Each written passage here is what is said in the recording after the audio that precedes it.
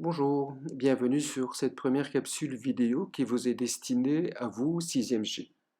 Alors, on va repasser en revue les documents de l'exercice numéro 2.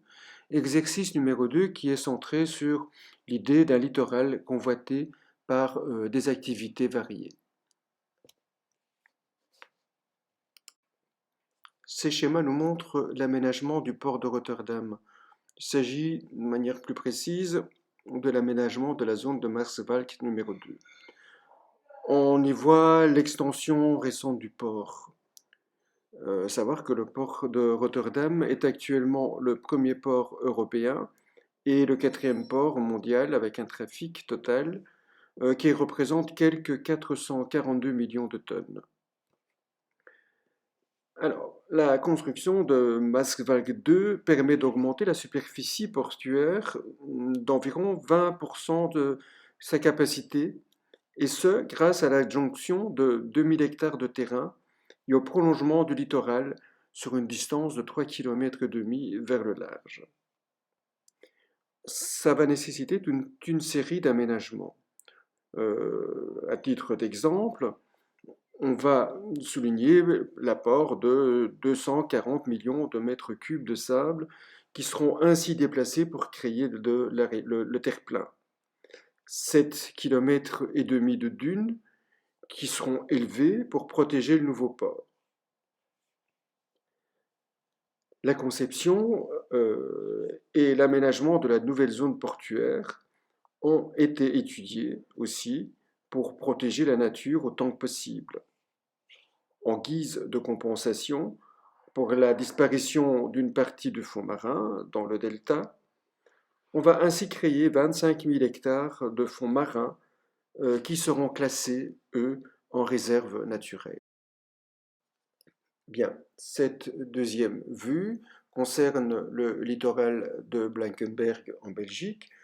Blankenberg est une station balnéaire belge très connue, avec une plage qui s'étend sur 3 km de long, 350 mètres de large, et qui s'étend jusqu'à Zeebrugge, et Zeebrugge qui est le premier port de pêche de Belgique. Ce qui est intéressant dans ces deux cas de noter et de remarquer, c'est la mise en valeur de deux types d'aménagements sur ce littoral. On a d'abord des aménagements qui sont liés à l'activité portuaire et d'autre part des aménagements liés aux activités touristiques. Alors, dans les deux cas, les objectifs visés sont le maintien et le développement des activités importantes pour l'économie. Bien, en écho à ce qui a été dit jusqu'à présent, euh, qu'est-ce qu'on constate? Eh bien, on peut constater que les activités sont en concurrence les unes avec les autres. Alors, pour quelle raison?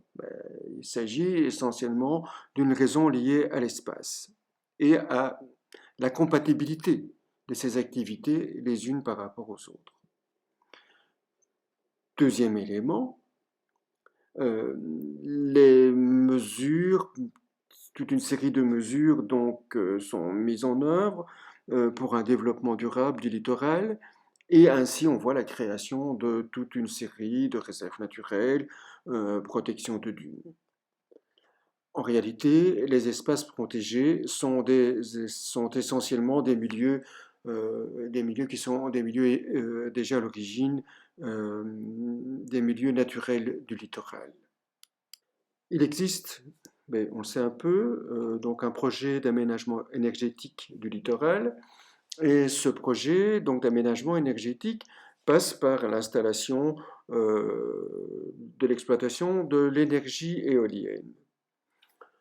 On va ainsi dans une optique qui est la promotion des énergies durables tout en préservant, le littoral, l'environnement du littoral.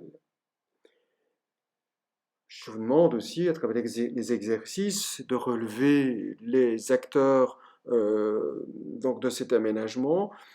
Ils sont de deux ordres, et c'est généralement des acteurs propres à l'aménagement du territoire. Bien, on a ce qu'on appelle donc des institutions publiques, donc des acteurs publics d'une part, Et ici, surtout, vous allez le voir, des institutions européennes ou bien des collectivités locales, d'une part, mais aussi des organisations qui sont des organisations dites non gouvernementales.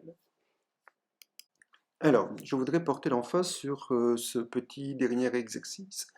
N'oubliez pas de réaliser le croquis de synthèse, mais cet exercice est très important. Et très important pourquoi? Bien parce qu'il va vous permettre de réaliser un exercice de montée en généralité, c'est-à-dire, en d'autres mots, de théoriser. Qu'est-ce qu'on vous demande à travers cet exercice? Eh bien, d'organiser des idées dans chacun des thèmes proposés et en s'appuyant sur les réponses, sur les réponses aux questions posées sur les documents et de pouvoir en tirer des règles générales. Alors, quelques petites indications. De quoi faudra tenir compte, de quoi faudra-t-il tenir compte très certainement?